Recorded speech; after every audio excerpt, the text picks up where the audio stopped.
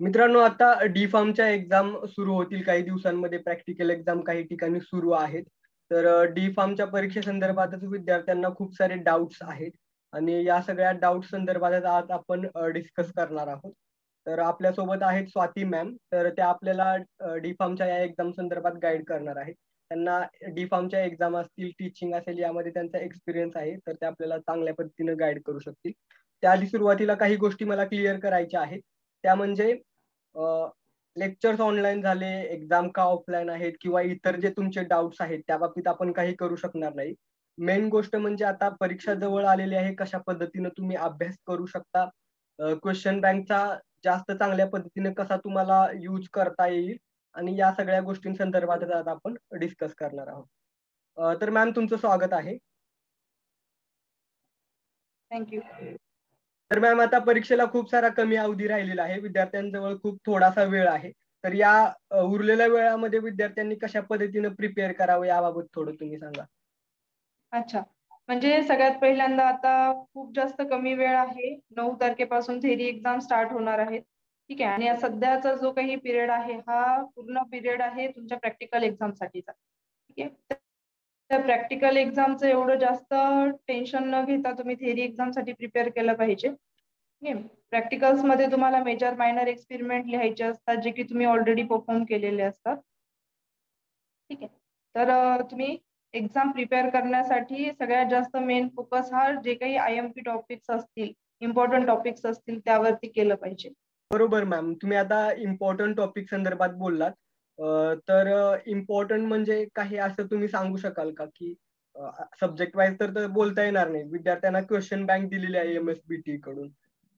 तर त्या question bank वरती किती डिपेंड राहावं स्टुडंटनी किंवा त्याचा जास्तीत जास्त चांगल्या पद्धतीने कसा त्यांना वापर करता येईल? अच्छा, क्वेश्चन बँक वर पूर्णपणे डिपेंड नाही राहता येत. ठीक आहे. क्वेश्चन बँक वर जर डिपेंड राहायचं म्हटलं तर ऍटलीस्ट तुमची पासिंग होऊ शकते. ठीक आहे.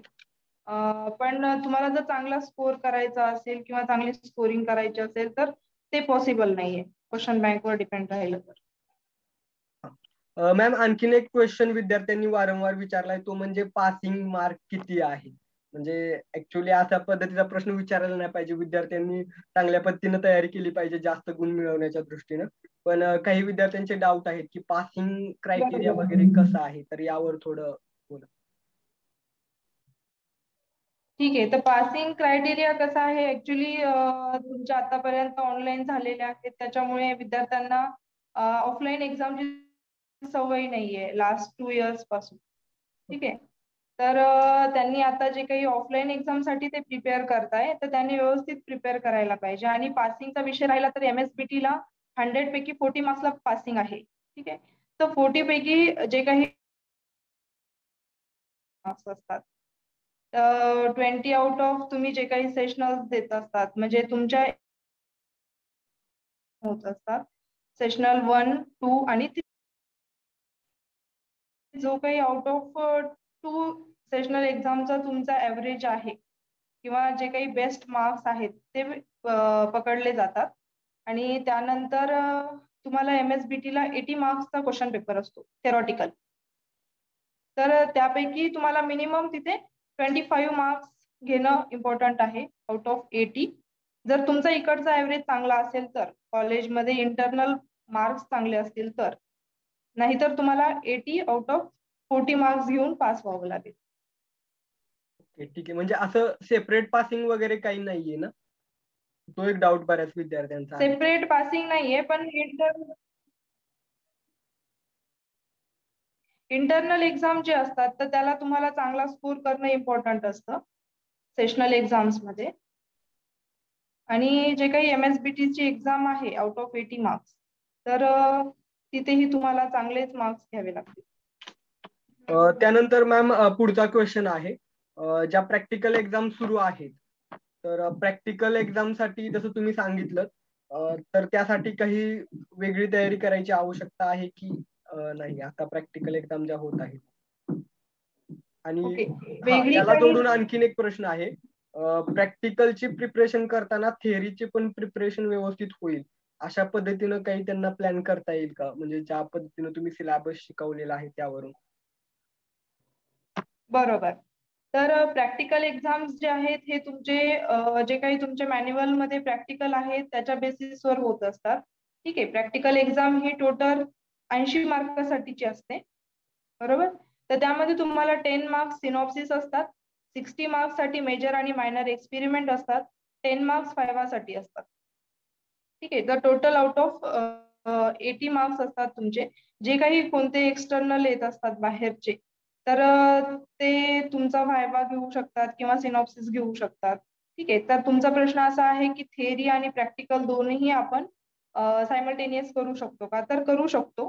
ठीक आहे. असं नाही की फक्त प्रॅक्टिकल मधलेच क्वेश्चन सिनॉप्सिसला येतात, तर थेअरी मधलेही क्वेश्चन कधी कधी सिनॉप्सिसला येऊ शकतात. ठीक आहे मॅम. आणि आता सिलेबस बदललेला आहे जो फर्स्ट इयरचा आहे तो. सेकंड इयर साठी तर आय थिंक मला वाटतं जुना सिलेबस असेल. तर जे काही जुने क्वेश्चन पेपर आहेत, जरी सिलेबस बदलला असेल तरी काही टॉपिक अजूनही आहेत असे राहतात. तर जुने क्वेश्चन पेपर रेफर करणं कितपत योग्य राहील स्टुडंटनी? ठीक आहे. जुने क्वेश्चन पेपर जर तुम्हाला रेफर करायचे असतील तर त्यामध्ये तुमचे जे सिलेबस मधले पॉइंट्स इन्क्लूड आहेत तेच फक्त क्वेश्चन तुम्ही रेफर करा आणि त्याच क्वेश्चनवर फोकस करून स्टडी करा. अदर जे आउट ऑफ सिलेबस क्वेश्चन्स आहेत जुन्या क्वेश्चन पेपर मधले, तर ते इग्नोर करा, म्हणजे त्याच्याकडे लक्षच नका देऊ.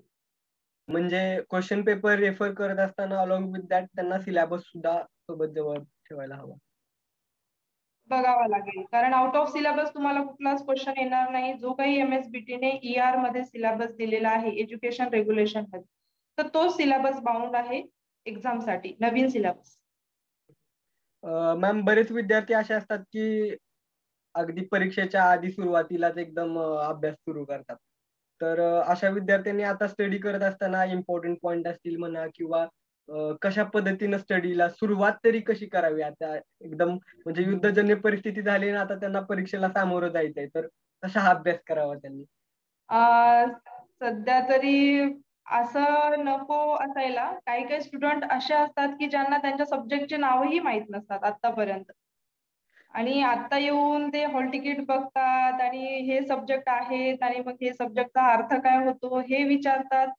तर हे नॉट पॉसिबल, कारण अशा स्टुडंटना पास होणं म्हणजे खूप जास्त कठीण आहे असं मला वाटतं.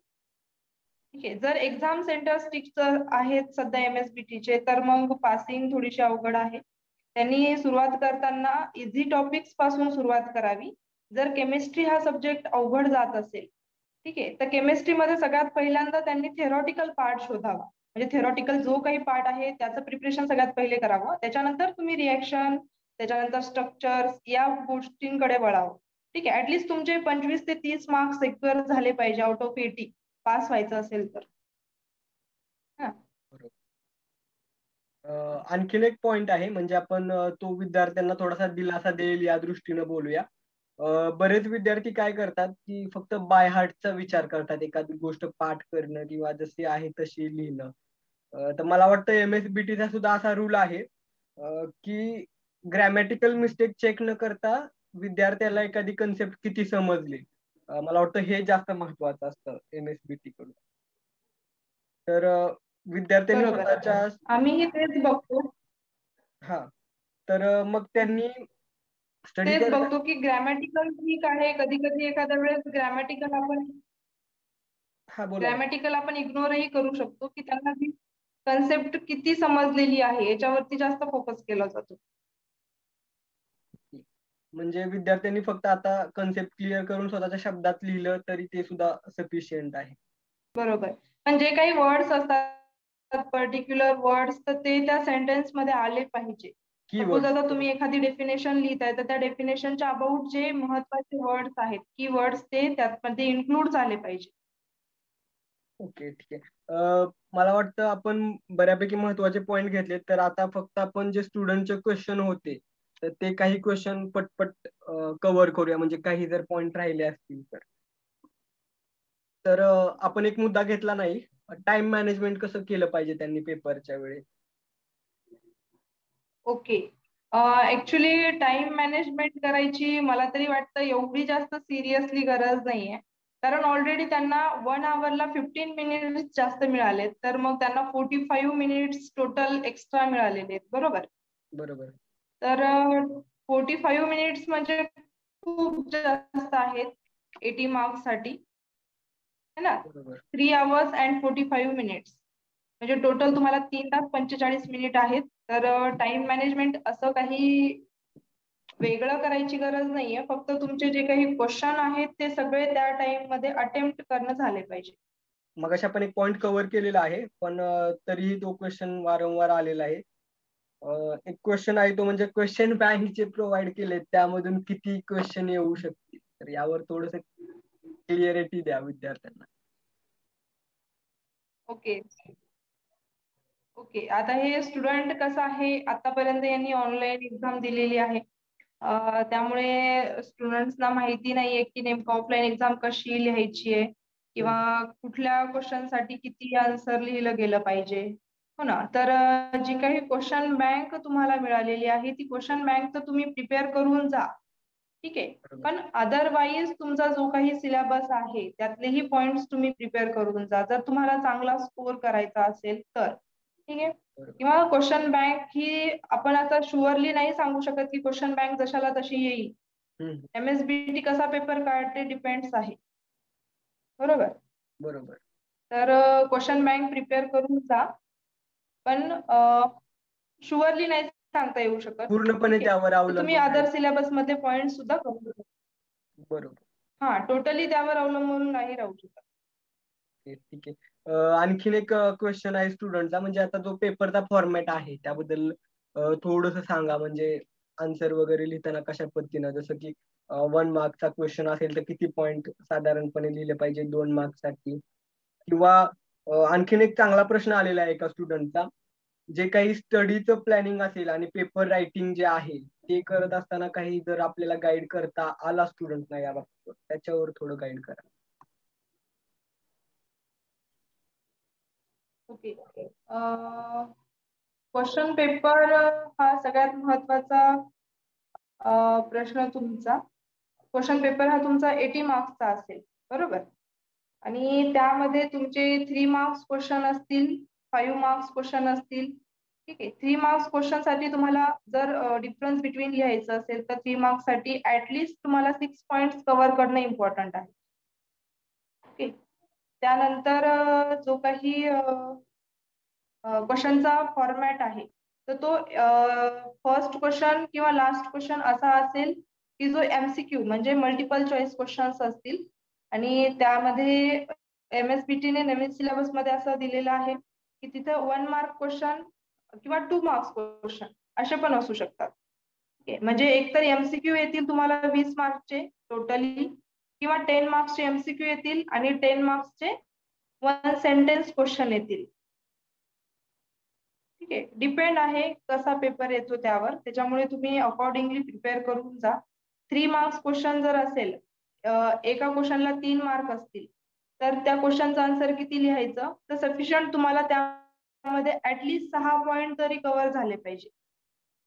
आणि 5 मार्क्सचा जो काही क्वेश्चन असतो तो लेंदी क्वेश्चन असतो, लॉंग आन्सर क्वेश्चन असतो, तर त्यामध्ये तुम्हाला मिनिमम 10 to 12 पॉइंट्स कव्हर केले गेले पाहिजे, म्हणजे 10 ते 12 पॉइंट तिथे लिहिले गेले पाहिजे तुमच्या according to that question, okay. तर असा पेपर तुम्ही व्यवस्थित जर लिहिला, आणि पेपर लिहिताना हा सुटसुटीत व्यवस्थित लिहिला गेला पाहिजे, म्हणजे पॉइंट वाईज लिहिला गेला पाहिजे. मध्येच तुम्ही फक्त पॅरेग्राफ लिहिताय, 2 पॅरेग्राफ मध्ये एक आन्सर संपवताय, तर ते काही चांगलं नाही वाटत. आणि जो काही पेपर चेकर असतो त्यालाही ते पॉइंट सापडत नाहीत की तुम्ही नेमका कुठला पॉइंट कुठे लिहिला गेलेला आहे, ठीक आहे. तर जे काही महत्वाचे पॉइंट्स असतील किंवा कीवर्ड्स जे असतील ते तुम्ही अंडरलाईन करा, म्हणजे एक्झॅक्टली कळून येतं की तुम्ही पेपर किती छान लिहिलाय आणि त्याचा तुमच्या मार्कवर इफेक्ट होतो. बरोबर.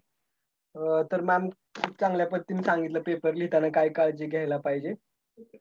जेव्हा तुम्ही पेपरला जाणार आहात त्याच्या अगोदर 3-4 दिवसापूर्वी तुम्ही तो अकॉर्डिंग पेपर जो आहे, सपोज तुमचा फार्मास्युटिक्सचा पेपर आहे, तर तो पेपर ऍटलिस्ट तुम्ही एक वेळा तरी सॉल्व्ह केला गेला पाहिजे, टोटल 80 मार्क्सचा.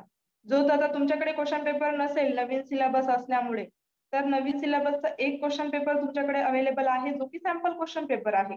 ठीक आहे, तर तो क्वेश्चन पेपर तुम्ही एक दिवस पूर्वी पूर्ण पाठ करून घ्यायचा आणि दुसऱ्या दिवशी तोच क्वेश्चन पेपर न पाहता 3 तासामध्ये सोडून घ्यायचा आणि त्याच्यानंतर बघायचं की तुम्हाला किती रिमेंबर होतं किंवा किती तुम्ही कॅप्चर करू शकता.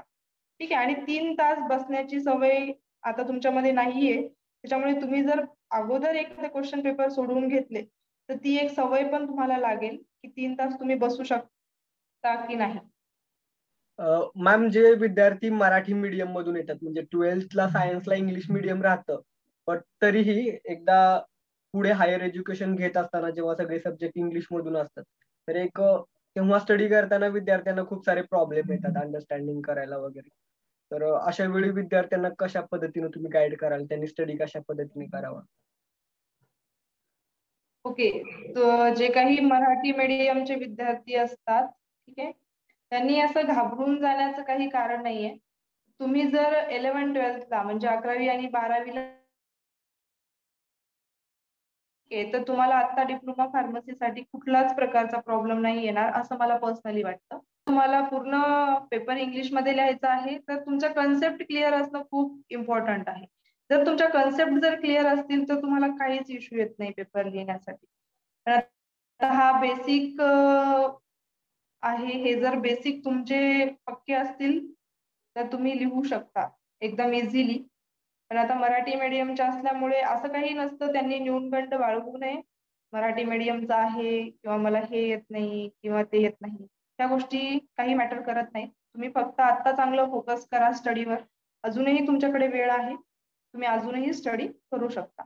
बरोबर मॅम. आणि मी तुम्हाला सगळे जे क्वेश्चन आलेले होते आपल्याला गुगल फॉर्मवर, तर ते पाठवलेले होते. तर ओव्हरऑल ते क्वेश्चन बघतात, आता शेवटी तुम्ही काय सांगाल सगळ्या विद्यार्थ्यांना, म्हणजे स्टडी बाबत असेल किंवा त्यांच्या मनामध्ये एक फिअर आहे की एक्झाम खूप हार्ड जाईल का वगैरे वगैरे, तर त्याच्यावरती थोडस जाता जाता गाईड करा. ओके, तर सगळ्यात महत्वाचा प्रश्न मी बघितला तर तो एकच होता की जो काही सॅम्पल पेपर आम्हाला MSPT दिलाय तर तो सॅम्पल पेपर येईल का. ठीक आहे, तर आता मी तुम्हाला अगोदर सांगितलं तशा प्रकारे मी अजूनही सांगते की आपण शुअरिटी नाही देऊ शकत की खात्रीने नाही सांगू शकत की तुम्हाला तोच पेपर येईल म्हणून. ठीक आहे, पण त्या पेपर मधला काही पार्ट येऊ शकतो, कारण आतापर्यंत जे काही मी क्वेश्चन पेपर काढले होते हा क्वेश्चन पेपर यायच्या अगोदर, ठीक आहे, तर तेच क्वेश्चन त्यामध्ये मला दिसले जेव्हा मी सॅम्पल क्वेश्चन पेपर बघितला. म्हणजे माझा गेस जो होता तो त्या पेपरमध्ये मला दिसला सॅम्पल पेपरमध्ये. त्याच्यामुळे 90% होता पेपर सेम. ठीक आहे, पण आता आपण MSBT ला नाही सांगू शकत की तोच येईल. पण तुम्ही ह्या पेपरचा अभ्यास एकदम व्यवस्थित चांगल्या पद्धतीने करून जा.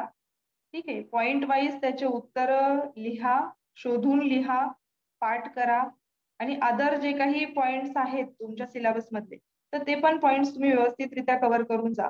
बरोबर. आणि अजून एक क्वेश्चन कॉमनली मला दिसला तो म्हणजे टायमिंगचा. टाइम मॅनेजमेंट कसं केलं पाहिजे. जर तुमच्याकडे फक्त 3 तास वेळ असता तर तुम्हाला टाइम मॅनेजमेंटची गरज पडली असती. बट आता तुमच्याकडे 45 मिनिट्स जास्त आहेत, त्याच्यामुळे तुम्हाला टाइम मॅनेजमेंटची गरज नाहीये. फक्त नॉनस्टॉप कंटिन्यू रायटिंग करा, इकडे तिकडे बघत रायटिंग जर केलं तर ते 4 तासही कमी पडतात. ठीक आहे, तर कंटिन्यू व्यवस्थित लिहित चला आणि जो काही क्वेश्चन विचारला आहे तेवढंच लिहा. एक्स्ट्राचं लिहू नका आणि ऑप्शन मधले जे क्वेश्चन असतात तर ते क्वेश्चन सॉल्व्ह करू नका. जे तुम्हाला शुअरली येतात तेच सॉल्व्ह करा. सगळ्यात महत्वाचं म्हणजे जे चांगल्या पद्धतीने लिहिता येतात ते सगळ्यात अगोदर सॉल्व्ह करा. तुमचं इम्प्रेशन चांगलं पडतं. बरोबर. आणि त्याच्यानंतर थोडे थोडे येणारे क्वेश्चन अटेम्प्ट करत चला. ठीक आहे, आणि क्वेश्चन किती मार्काला आहे. सपोज आता 3 मार्काला आहे क्वेश्चन तर 3 मार्क पडतील एवढंच लिहा. भले 3 मार्काचा क्वेश्चन तुम्ही 4 पेजेस लिहित बसले तर काय उपयोग नाही ना त्याचा. म्हणजे एक तर तुमचा टाइमही जाणार आणि त्याचा काही उपयोगही नाही होणार. त्यामुळे जेवढं विचारलंय तेवढंच लिहा, एक्स्ट्राचं लिहू नका. बरोबर. आणि थोडस ब्रेक जो काही क्वेश्चन आहे तो केअरफुली रीड करा म्हणजे तुम्हाला त्याच्यामध्येच आन्सर सापडतं. बरोबर, थोडस ब्रेक करतो मध्ये मॅम तुम्हाला. मला वाटतं की तुम्ही सांगितलेला पॉईंट महत्वाचा आहे, उगीच एक्स्ट्रा क्वेश्चन सोडवू नका. फक्त एक्स्ट्रा क्वेश्चन आहे तो मला वाटतं की ऑब्जेक्टिव्ह 1 मार्कचे जे क्वेश्चन असतील तिथं सोडवला तरी चालेल, कारण तिथं जास्त वेळ जाणार नाहीये. म्हणजे एखादा क्वेश्चन चुकलाच तरी तिथे जास्त लॉस होणार नाही. तर तुम्ही आता म्हटले तसं, पण ऑब्जेक्टिव्ह जे काही क्वेश्चन आहेत तर ते क्वेश्चन कंपल्सरी आहेत. म्हणजे ऑब्जेक्टिव्ह क्वेश्चन मध्ये त्यांना एक्स्ट्रा क्वेश्चनच मिळणार नाही. अच्छा. त्याच्यामुळे ते जे हा. 20 मार्काचे ऑब्जेक्टिव्ह आहेत, मग तिथे मल्टिपल चॉईस क्वेश्चन असो किंवा 1 सेंटेन्स आन्सर असो, तर हे त्यांना एकदम म्हणजे कंपल्सरी आहेत. बरोबर. 10 जर असतील तर 10 सॉल्व्ह करायचेच आहेत. 20 बरोबर. MCQ असतील तर 20 MCQ सॉल्व्ह करायचेच आहेत. जे तुम्हाला 3 मार्काचे आणि 5 मार्काचे असतील तर त्याच्यामध्ये ऑप्शनल क्वेश्चन मिळतात. बरोबर. मोठ्या हा. प्रश्नांना जर एक्स्ट्रा क्वेश्चन सोडायचं म्हटलं तर तिथे टाइम मॅनेजमेंट चुकेल, त्यामुळं तिथं एक्स्ट्रा क्वेश्चनला जाऊच नाही. फार फार तर 2 मार्कच्या क्वेश्चनला एखाद्या क्वेश्चन बाबत शुअर नसतील तर ते जाऊ शकतात एखाद्या क्वेश्चन. राहू शकतात. बरोबर. आणि आता त्यांची स्पीड जी आहे, आता मी जे बघते स्टुडंट्सना, तर स्पीड थोडीशी रायटिंग स्पीड जी आहे ती कमी झालेली आहे. म्हणजे जसे आपण लिहित होतो फास्ट स्पीड बरोबर. मध्ये, तर त्यांचा तो स्पीड नाहीये. त्याच्यामुळे त्यांना थोडासा प्रॉब्लेम आहे असे. बरोबर. कोविड नंतर खूप सारा गॅप आहे आणि लिखाणाची सवय आणि पण. अजून काय क्वेश्चन होता कॉमनली त्यांना? बरोबर. काही स्टुडंट असे म्हणतात की ऑनलाईन सिलेबस ऑनलाईन झाला आणि पेपर ऑफलाईन का? तर याचा आन्सर आपणही नाही देऊ शकत. ठीक आहे. तर जे काही आहे त्यांना माहिती आहे सिच्युएशन, ते पण न्यूज बघतात आणि आपल्यापेक्षा जास्त स्टुडंट अपडेट असतात. बरोबर. त्याच्यामुळे त्यांना सांगायची गरज नाही. बरोबर. ठीक आहे मॅम, बऱ्यापैकी मला वाटतं आपण डाऊट सॉल्व्ह केलेले आहेत. आणि तरीही शेवटी तुम्हाला काही मेसेज द्यायचा आहे का स्टुडंटना, की त्याचा आता शेवटी काय मेसेज असेल तुमचा? स्टुडंट्सना काहीच नाही, फक्त जे काही नवीन सिलेबस वाले आहेत स्टुडंट्स डिप्लोमा फार्मसी फर्स्ट इयरचे, तर बरोबर. त्यांनी व्यवस्थित प्रिपरेशन करून जा. कारण त्यांचा सिलेबस नवीन आहे, नवीन सिलेबस आहे, पण घाबरायची गरज नाहीये. सिलेबस एकदम इझी आहे. आणि जो कुठला सब्जेक्ट त्यांना हार्ड वाटत असेल तर तो सब्जेक्ट सगळ्यात अगोदर प्रिपरेशनला घ्या. ठीक आहे. म्हणजे तो सब्जेक्ट तुम्ही चांगल्या पद्धतीने करू शकता प्रिपेअर. आणि बाकी सब्जेक्ट पण अकॉर्डिंगली प्रिपेअर करा. ओके. एवढंच एक बाकी डी फार्मच्या एक्झाम संदर्भात अजून काही मॅम, म्हणजे तुमच्या परीनं काही स्टुडंटना अपडेट गाईड किंवा असं काही? अपडेट्स तर असे वेगळे असे काही नाही. थेरॉटिकल एक्झाम आहे, घाबरून जायची गरज नाही. तुम्ही तिथं सेंटरवर गेल्याच्या नंतर पॅनिक होऊन जाऊ नका, फक्त एवढंच मी सांगेल. कारण जेव्हा तुम्ही पॅनिक व्हाल किंवा असे थोडेसे घाबरून जाल, तर तेव्हा तुमचं जे काही प्रिपरेशन केलेलं असतं ते पूर्ण पॅनिश होऊन जातं. म्हणजे ते तुम्ही विसरून जाता आणि बरोबर. पुढे काय लिहायचं तुम्हाला पेपरमध्ये त्याच्यावरती तुमचं फोकस नाही लागत. त्याच्यामुळे एकदम रिलॅक्स माइंडने जा, फुल माइंडने जा. ठीक आहे. आणि 1 डे बिफोर काहीच प्रिपेअर करू नका, एकदम रिलॅक्स राहा टोटली. ठीक आहे. जेवढं तिथे तुम्हाला पेपरमध्ये आठवतं तेवढं पूर्ण लिहून या आणि क्वेश्चन पूर्ण अटेम्प्ट करा. मी तर एवढंच सांगेल, कारण तुम्ही 3 मार्काचा क्वेश्चन काहीतरी अटेम्प्ट केला, थोडंसं रिलेटेड लिहिलं, तर तुम्हाला तिथे 0.5 मार्क्स तरी मिळेल ऍटलिस्ट. हा ना. तर असं मिळून मिळून तुमचे मार्क्स वाढतील. त्याच्यामुळे अकॉर्डिंगली प्रिपेअर करा. बरोबर. Something is better than nothing. त्यांनी काहीतरी लिहावं सोडून देण्यापेक्षा. Yes, correct. बरोबर. बरोबर. आणखीन एक मला वाटतं की जे शेड्यूल आहे त्यानुसार बऱ्यापैकी मध्ये गॅप आहे, तो त्यांना स्टडीसाठी सुद्धा वेळ आहे असं वाटतं. तर विद्यार्थ्यांनी अभ्यास करावा एवढंच आपण सांगू शकतो. बरोबर. ठीक आहे मॅम, तुम्ही आणि एवढा शेवटी वेळ दिला. हा, बोला, कंटिन्यू. शेवटी एक्झाम त्यांना द्यायची आहे, त्याच्यामुळे त्यांनी प्रिपेरेशन करणं खूप जास्त इम्पॉर्टंट आहे. ठीक आहे. तर त्यांनी सगळ्या सब्जेक्टला इक्वली वेटेज दिलं पाहिजे असं माझं म्हणणं आहे. कुठलाही सब्जेक्ट कमी नसतो किंवा कुठलाही सब्जेक्ट इझी नसतो, सगळे सब्जेक्ट सेम असतात. पण आता ते कोणाला किती काय समजतं त्यावर डिपेंड आहे. सो इक्वली वेटेज द्या, इक्वली सगळ्या सब्जेक्ट मध्ये पास व्हा. कारण एकही सब्जेक्ट बॅक जर ठेवला तर तुमचा पूर्ण रिझल्ट बॅकच आहे. बरोबर. ठीक आहे मॅम, खूप खूप धन्यवाद. तुम्ही एवढा वेळात वेळ काढला आणि विद्यार्थ्यांना गाईड केलं. आपण येस आपल्या सर. आम्ही फार्मसिस्ट युट्यूब चॅनलच्या वतीनं विद्यार्थ्यांना शुभेच्छा देऊया परीक्षांसाठी. पुन्हा एकदा खूप खूप येस धन्यवाद मॅम. Yes sir, thank you.